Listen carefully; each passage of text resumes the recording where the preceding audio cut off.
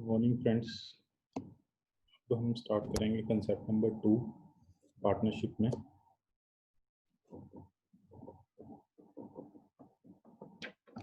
सबसे important concept है, आपको पेपर में हमेशा ध्यान रखना है, updation and rectification.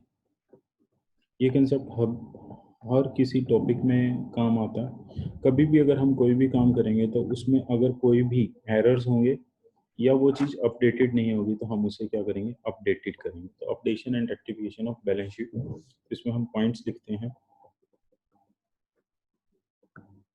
Whenever given balance sheet has some errors,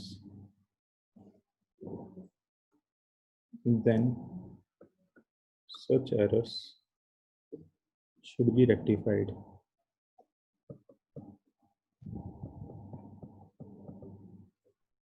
And its effect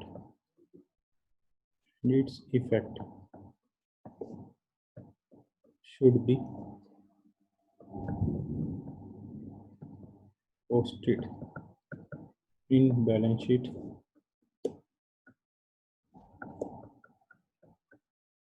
before dissolution. हमें डिसोल्यूशन से पहले उन एरर्स को ठीक करना और उससे उसके इफेक्ट को लेना। प्लस इसी में ही हमारा एक और कंसेप्ट क्या आता है, whenever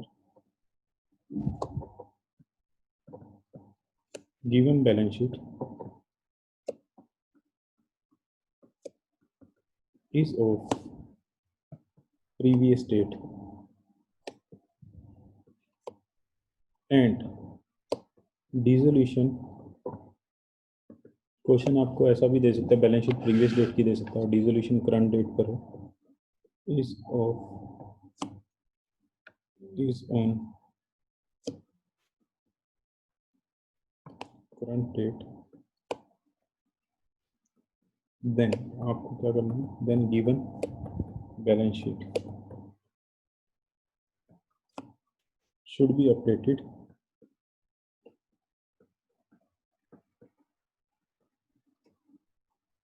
up to date of dissolution.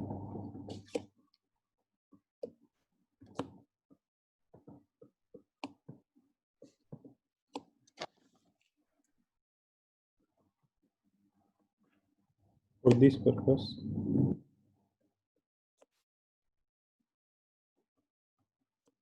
all assets and all liabilities should be reported at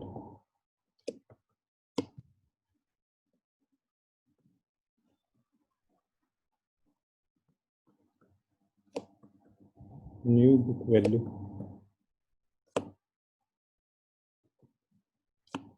and any difference. अब बैलेंस शीट में डिफरेंस आ सकता है, अगर एसेट साइड डिफरेंस आएगा तो हम उसे कैश का डिफरेंस मानेंगे, और अगर लाइबिलिटी साइड डिफरेंस आएगा तो हम उसे प्रॉफिट का डिफरेंस मानेंगे। एनी डिफरेंस कॉल्ड कैश और प्रॉफिट whichever is missing. अगर हमें प्रॉफिट दे दिया उसने तो हम ऑब्वियसली कैश को लेंगे। और मेनली क्या है, क्वेश्चन आपको इंफॉर्मेशन कहाँ की दे रहा है, क्वेश्चन बैलेंस शीट देगा आपको इस डेट की, और आपसे बैलेंस शीट मीन्स आपको कहेगा डिसोल्यूशन करो इस डेट पर। लेट्स सपोज ये 30 सितंबर है, ये 31 मार्च है, तो आपने यहाँ से यहाँ तक की क्या करनी है, अपडेटेड बैलेंस शीट बनानी है। तो जब आप अपडेटेड बैलेंस शीट बनाओगे तो new assets and new value पर आप दिखाओगे एसेट्स और लायबिलिटीज को, न्यू वैल्यू पर और लायबिलिटीज को।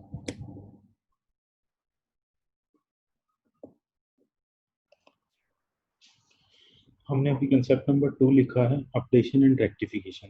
कभी भी अगर हम कोई भी काम करेंगे तो सबसे पहले उसमें क्या करेंगे, कोई भी अगर रेक्टिफिकेशन है तो उसे करेंगे, और अगर कोई चीज हमें अपडेटेड नहीं दे रखी तो हम उसे अपडेटेड करेंगे।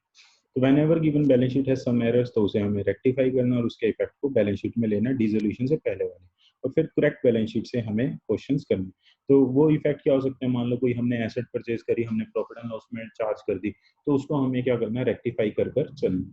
नेक्स्ट है when ever given balance sheet अगर प्रीवियस डेट की और डिसोल्यूशन करंट डेट पर हो रहा है तो उस बैलेंस शीट को हम अपडेट करेंगे और इस पर्पस के लिए सारी एसेट्स और लायबिलिटीज को न्यू बुक वैल्यू पर दिखाएंगे, that means after charging depreciation. अगर बैलेंस शीट में डिफरेंस आता है, एसेट साइड डिफरेंस आता है तो हम उसे कैश मानेंगे, और अगर लायबिलिटी साइड डिफरेंस आता है तो उसे हम प्रॉफिट मानेंगे।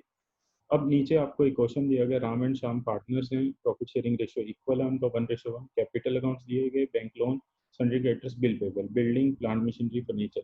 ये बैलेंस शीट दे रखी है आपको 31 दिसंबर 2019 की। बिजनेस कैरी ऑन करा गया 30 जून 2020 तक, तो दैट मीन 6 मंथ्स और कैरी ऑन करा गया। पार्टनर्स हर साल इन इस पीरियड में इन्होंने क्या करा, विड्रॉ करी equal amount, means half of the profits इन्होंने विड्रॉ करे equal amount during 6 months from June 20 after charging. ये जो प्रॉफिट्स हैं डेप्रिसिएशन चार्ज करने हैं, building plant and machinery furniture पर 10% पर एनम हम 6 मंथ्स का डेप्रिसिएशन चार्ज करेंगे। आगे ये आपको लेटेस्ट वैल्यूज बता रहे हैं एसेट्स की और लायबिलिटीज की। सन्ड्री क्रेडिटर्स की वैल्यू 15,000 कम हो चुकी है, जो पहले कितने के थे आपके सन्ड्री क्रेडिटर्स से 70,000 के, तो अब कितने के रह गए, 55,000 के। ऐसे ही बिल पेबल की वैल्यू कम कर रहे हैं, बैंक लोन की वैल्यू कम कर रहे हैं।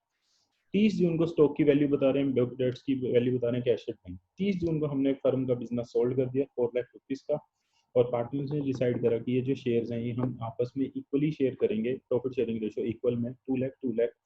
और अगर कोई डिफरेंस होता है, लेट्स सपोज अगर किसी पार्टनर की कैपिटल कम बनती है और उसे शेयर्स ज्यादा मिलते हैं, तो वो क्या करेगा, वो कैश लेकर आएगा। अगर क्वेश्चन आपको नहीं भी कहता तो भी हम क्या करते, अब डिसोल्यूशन तो हमने कब करा, 30 जून को करा, तो हमें बैलेंस शीट कब की चाहिए होगी, 30 जून की। तो फर्स्ट एंड फॉरमोस्ट हमें क्वेश्चन की भी रिक्वायरमेंट है और हमें खुद भी सोचना है कि इस पर हमें कंसेप्ट नंबर 2 लगाना है और हमें अपडेटेड बैलेंस शीट बनानी। तो हमेशा ध्यान रखना, जब भी आपको करंट डेट की बैलेंस शीट ना दी हो तो आपको करंट डेट की बैलेंस शीट बनानी है। आपको बैलेंस शीट दी गई थी 30 जून की, आपको बनानी है 31 दिसंबर की बैलेंस शीट दी गई थी, और आपको बनानी है 30 जून की। इसे कहते हैं अपडेटेड बैलेंस शीट। तो सबसे पहले हम बैलेंस शीट बनाते हैं।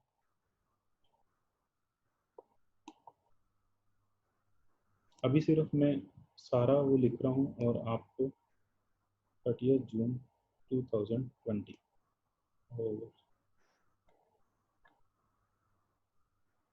मैं सिर्फ फिगर्स लिखूंगा, पर्टिकुलर्स लिखूंगा, और अमाउंट फिर हम देखकर लिखेंगे। सबसे पहले हमारा आएगा कैपिटल अकाउंट, ये है हमारे राम श्याम। फिर हमारा बैंक लोन, फिर है हमारी लाइबिलिटीज सन्ड्री क्रेडिटर्स,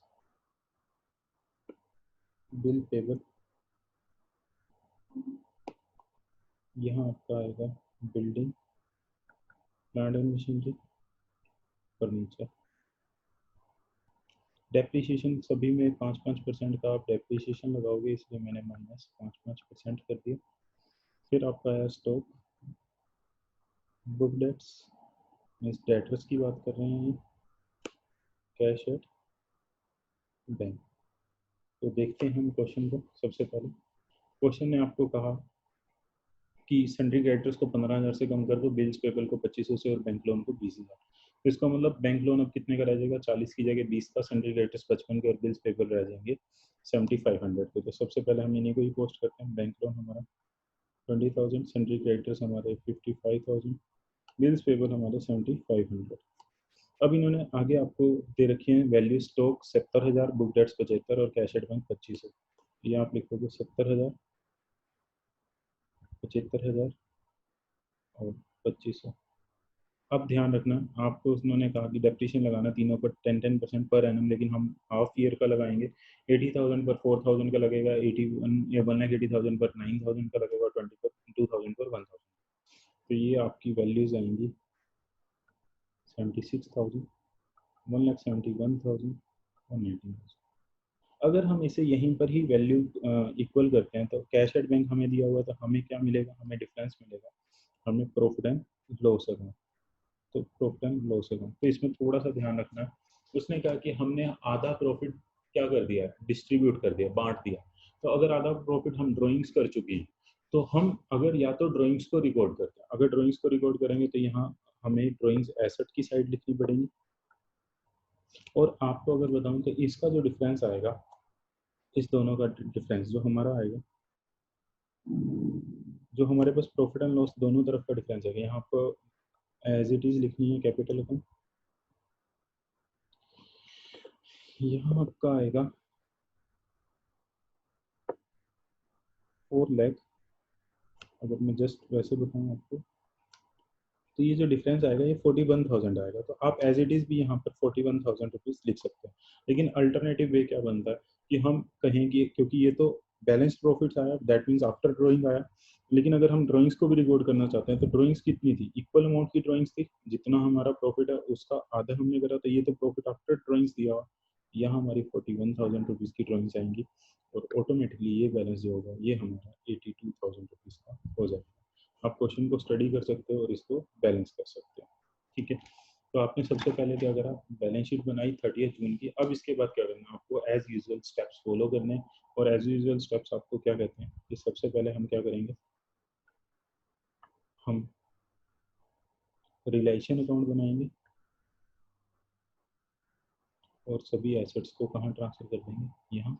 और ड्राइंग्स आपको पता कि आपकी वहाँ ट्रांसफर हो जाएंगी पार्टनर्स कैपिटल अकाउंट में। तो यहाँ हमने भेजा 2 बिल्डिंग, 2 प्लांट एंड मशीनरी, सभी लेटेस्ट वैल्यूज आएंगी, 2 furniture, 2 stock, 2 bad debts.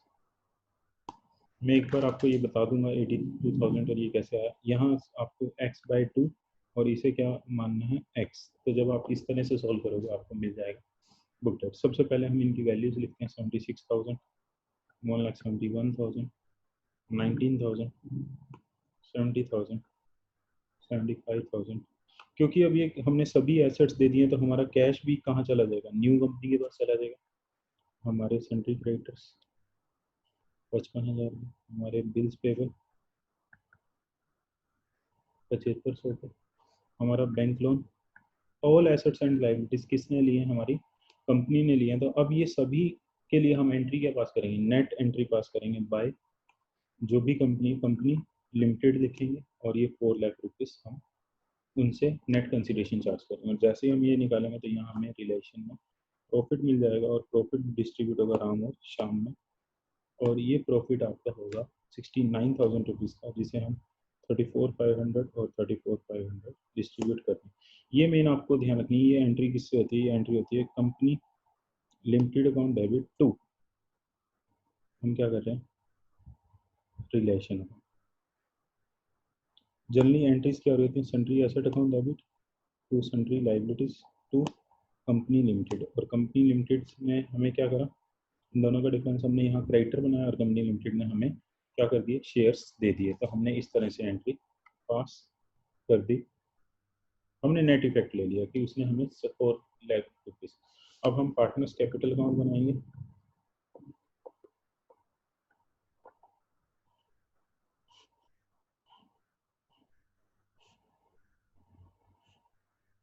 Ram Shyam Ram Shyam.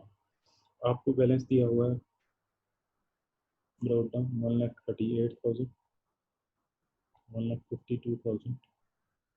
आपने रिलेशन से प्रॉफिट निकाला तो आर प्रॉफिट आ गया हमारा 34,500 से, इससे कैपिटल इंक्रीज हो जाएगी। प्लस आपने अभी 82,000 का भी प्रॉफिट निकाला होगा, तो वो भी हम पूरा प्रॉफिट ट्रांसफर करेंगे, कितना 41,000 और 41,000। आधा प्रॉफिट हम विड्रॉ कर चुके हैं, तो हम लिखेंगे टू ड्रॉइंग्स 2,500, 2,500। अब जो हमें सेल्स कंसिडरेशन मिली है वो मिली है कंपनी से 4 लाख रुपीज, और वो हमने क्या करें, to equity shares of limited company. इसमें हमने डिस्चार्ज कर दिए 2-2 लाख, 2-2 लाख दोनों को इक्वल मिल गए। जब इक्वल मिल गए तो क्या होगा, यहाँ पर ये कैश 7,000, और यहाँ एंट्री आएगी कैश 7,000। मीन्स इनकी कैपिटल कम बनती थी और इन्होंने शेयर ज़्यादा लिए, तो ये 7,000 रुपये घर से लेकर आएंगे। उनकी कैपिटल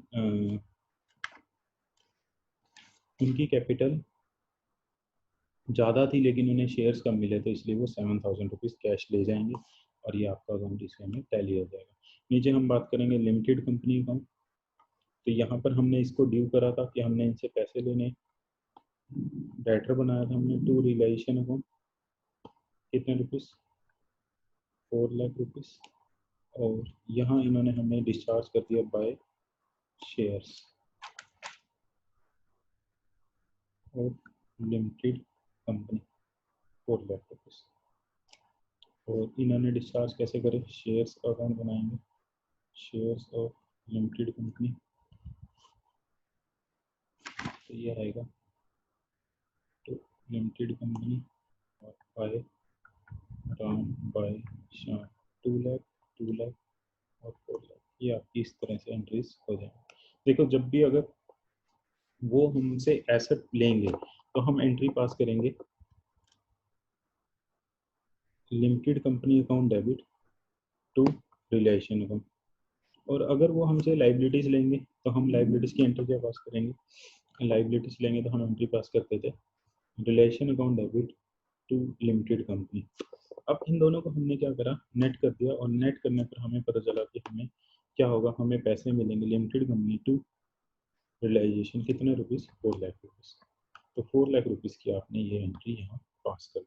तो ये हमारा कंसेप्ट इसमें फॉलो होता है, तो हमेशा ध्यान रखना है कि updation and rectification of balance sheet, तो कभी भी अगर हमें अपडेटेड बैलेंस शीट ना दी हो तो हम उसे करेंगे, और अगर balance sheet contain some errors, हम उन एरर्स को भी ठीक कर कर चलेंगे। तो ये कंसेप्ट हमारा कंसेप्ट नंबर 2 यहीं ओवर होता है।